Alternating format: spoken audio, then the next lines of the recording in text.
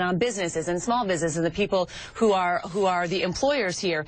Joining me now is Doug Holtz-Eakin from the American Action Forum. That calls itself a center-right policy institute. He's live for us in Washington. Welcome to the program. You know what I hear so much from business owners is that we're missing the point with this whole conversation of raising the minimum wage. That it's about not creating enough jobs outside of fast food, and then it's about the worth of what these jobs are. They can automate, they can streamline, they can do other things, but if you start raising a minimum, if you raise a wage for a fast food worker to $15, that they'll find other ways to do that work. Do you think that's valid?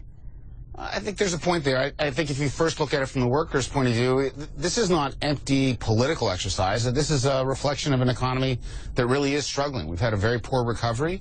We've seen the median income in the U.S. fall during this recovery. We've seen very poor income growth for those who have jobs. So there's real distress and a real lack of satisfaction in standards of living. But the minimum wage doesn't solve those problems. Only 2% of workers get paid the minimum wage, so this is a tiny fraction of the labor force. And those aren't poor people. By and large, people who have jobs are not in poverty. Only 6% of people who are working are in poverty. The line between poverty and not poverty is having a job. So we need to do something that creates jobs, and the minimum wage is not going to do that. It's largely a wage paid to people 16 to 24, almost half of them. And if you raise it, you've got to get the money from somewhere. It's going to come out of either the pocketbooks of a small businessman or by raising prices, and those customers will be hurt. So this isn't a solution to the jobs problem. I mean, I think when you hear people say they should raise the minimum wage, they say you don't have to raise prices, you just have to cut your profit. But no one's going to do that voluntarily. That's why they are asking government to make some sort of mandate on it.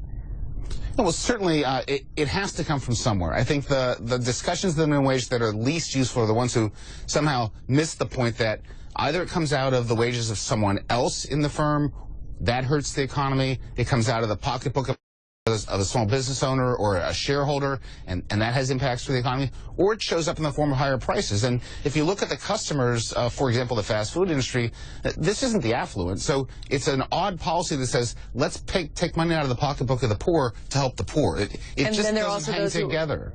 And then there are those who argue that while the average age or median age of a fast food worker is 29, you have this big chunk of teenagers who are living in middle-class households using these jobs as stepping stones. You would be transferring wealth into the hands and the pockets of people who don't need it, while you should be targeting the people who do need it. So how do you target the people who do need it? Is it a bigger earned income tax credit? Because when we make this comparison, as you often see, that somebody working full-time would be making $18,000 something a year on a family of four that's below the poverty line. That's not talking about the earned income tax credit. It's not talking about all the other parts of the safety net government spending to try to cushion that.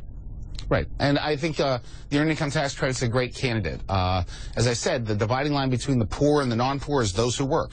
And the earned income tax credit has a great track record of getting people who are out of work into work. It supplements their wages. It's a pro-growth policy. And there's some holes in the ITC right now. If you're a single male, for example, who is not a custodial parent, so you don't have children, the ITC is not very big. And so if we wanted to think about an aggressive policy to help low-wage workers pick the EITC, the minimum wage is very counterproductive. Doug, are we going to grow more jobs next year? Are we going to grow more well-paying jobs that can blunt this whole debate? We need to. This economy is deeply underperforming. My hope would be that, collectively, the Congress and the White House would, A, stop, shooting the U.S. economy in the foot by government shutdowns and other things like that, and B, could get serious about a different playbook that includes structural changes, tax reforms that would help growth, entitlement reforms that would take the threat of a debt crisis off the table, really get serious. But we haven't seen that, and in the absence of a change, we're going to continue to muddle on at what looks like about 2%. And that's not going to be fast enough to get the jobs and the incomes that the American people need. Yeah, 2%. I can remember. We saw a good reading this morning, 3.6%, but a lot of asterisks. A lot of asterisks. In that number. Yes. Doug, nice to see you. Thanks for joining us this morning. Thanks.